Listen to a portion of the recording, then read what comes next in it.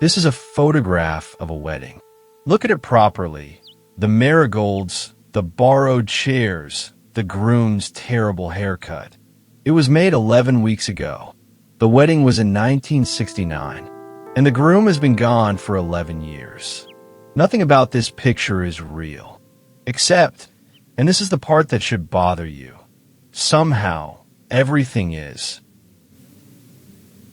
If you're waiting for us to say deepfake and lower the lights, wrong episode. Nobody was fooled here. Nobody was meant to be. The woman who asked for this picture knows exactly what it is. She helped make it argument by argument. This is a story about the oldest technology on Earth, memory, and what happens now that it can be manufactured better than the original. Season 3, The New Light. Episode 5, The Memory That Never Happened. 400 kilometers from the ward where her daughter works nights, an 81-year-old woman is having an afternoon. You know her house already. The sensor under the mattress, the kettle that reports it's 7, Prakash with the spare key. Her granddaughter calls her Amma, so we will too. There's a name for this stretch of a life when the hard part is handled and the hours go wide. The long afternoon. Abundance, it turns out, is quiet. And watch what attention does when everything is easy. Turns around. It stops scanning the horizon and starts walking back through the house. Ask anyone past 80 where they live and they'll name a town. Ask them where they spend their days. And mostly it's 1969. Amma owns exactly one photograph of her wedding day. The monsoon of 78 took the album. This single print survived because it was folded inside a letter. The water took half of it anyway. Her husband's face survives. Hers is a bloom of damage in the paper. For 40 years, she has been the only person alive who remembers what she looked like that morning. Enter the granddaughter. You've met her too, the teenager with the dashboard, an edge of the world instead of a schoolyard. She's 17 now, and she did what 17 does.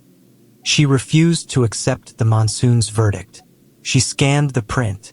She fed the machine everything, 30 photographs of Amma from that decade, her granduncle's cine reel, the wedding hall's records. The courtyard is still standing, it's on a map. And then she asked the model for the day back. What came back is not a photograph. It's a place. The courtyard, rebuilt from geometry and grain. The chairs, borrowed from every wedding of that decade.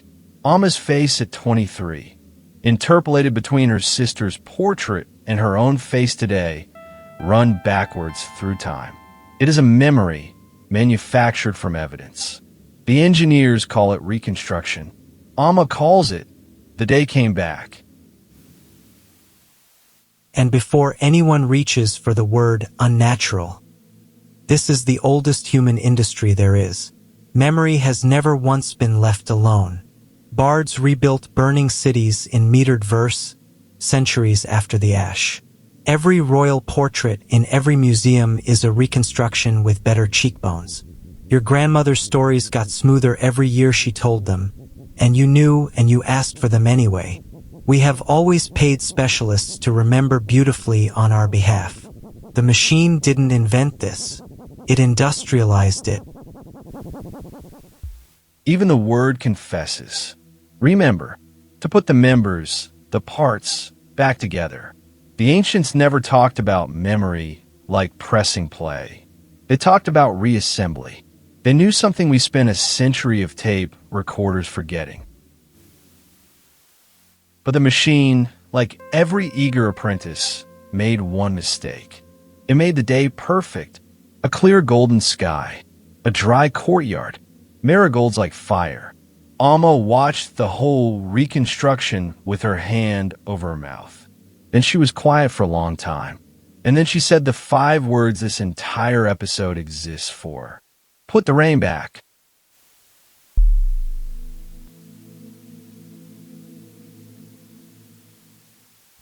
Because it rained. Oh, it rained. The canopy folded. The sweets were rescued under one tarpaulin. The priest shouted the verses over the roar of it, and her new husband's one good shoe drowned in the mud. He carried it the rest of the day like a small wet animal. 60 weddings worth of golden photographs had taught the model what a wedding is supposed to look like. So it quietly corrected the weather. It gave her the wedding she was supposed to want, and she wanted hers. The teenagers spent 9 days teaching a machine to rain. Not weather, that rain. The rain that pressed strangers together under one canvas until they left as family. The rain he laughed at, standing there with his ruined shoe in his hand. When the final render played, Amma didn't say beautiful. She touched the screen where the water came off the canopy, and she said his name. Now hold on to that shoe, because here is where the story turns around and looks at you. Everything that machine did, the interpolation, the borrowed chairs, the corrected weather, you did last night. You do it every single time you remember anything at all. Science stopped calling memory a recording decades ago. Every act of remembering is an act of reconstruction. The brain re-renders the scene from fragments and belief, and this is the finding that should keep you up tonight, it saves the new render over the old one. It's called reconsolidation. There is no master tape. There is no vault. You have never once played back an original. Only this morning's rebuild of last year's rebuild of a day that is gone. Your most precious memory is a copy of a copy of a copy, lovingly repainted every time you dare to touch it. Which means the difference between Amma's machine and Amma's mind is not that one reconstructs and one records. Both reconstruct. The difference is smaller than that and stranger, and it's the sentence this whole afternoon has been walking toward. A memory was never a recording of the day. It is a record of what the day meant. That's why the rain matters more than the sky. Meaning was the one thing the machine had no evidence for. She did.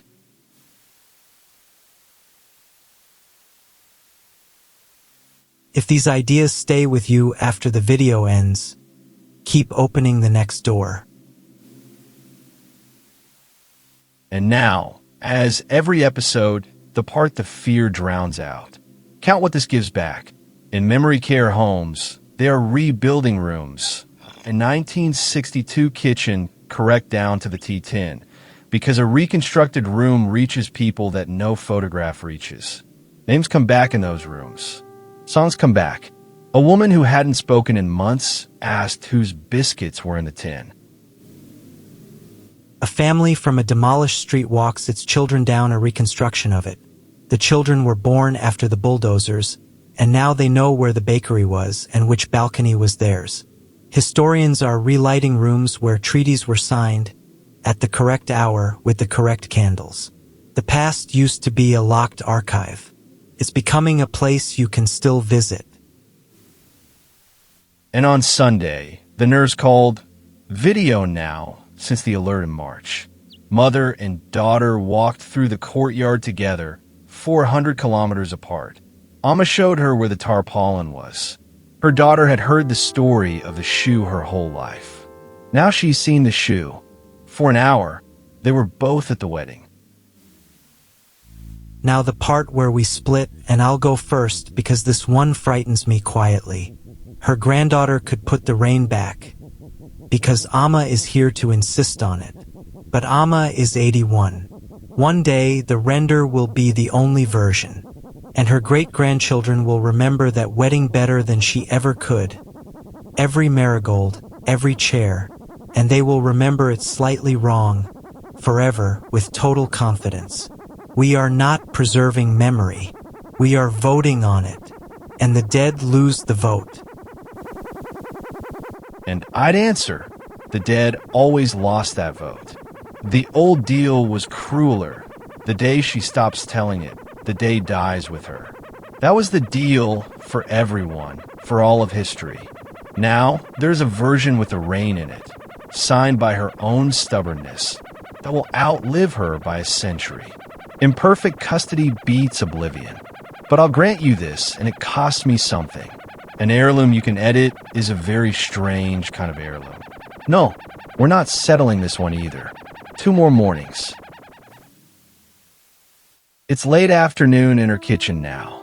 The tablet is propped against the tea tin, paused on the frame under the canopy. She doesn't play it often. She says you can wear a day out. Before we left, we asked her whether it troubles her, that the picture isn't real. She looked at us for a long time. Then she said, "The picture is new. The day is real. I was there." Some sentences you don't follow with a question. At 7 o'clock, the kettle reported the way it always does. Grinda, and 400 kilometers north, her daughter, walking into another night shift, saw it and smiled. Next time, the night shift. Not hers, the world's. While you sleep, an invisible crew of people and machines keeps the entire new light burning. The trains, the bread, the blood banks, the servers humming in the dark. We're staying up all night. Bring your insomnia. We didn't settle whether a manufactured memory is a gift or a forgery. It's both. It was always going to be both. But here is the question worth carrying home. And be careful with it, because it has no comfortable answer. Your best day is fading. It fades a little more every year, you know it does. The machine can give it back to you brighter, complete, and slightly wrong. Would you keep the true memory that is dissolving, or the beautiful one that never quite happened? If this journey changed how you see the world, walking with us further helps the series reach more curious minds. That's all the button is. This was the granddaughter.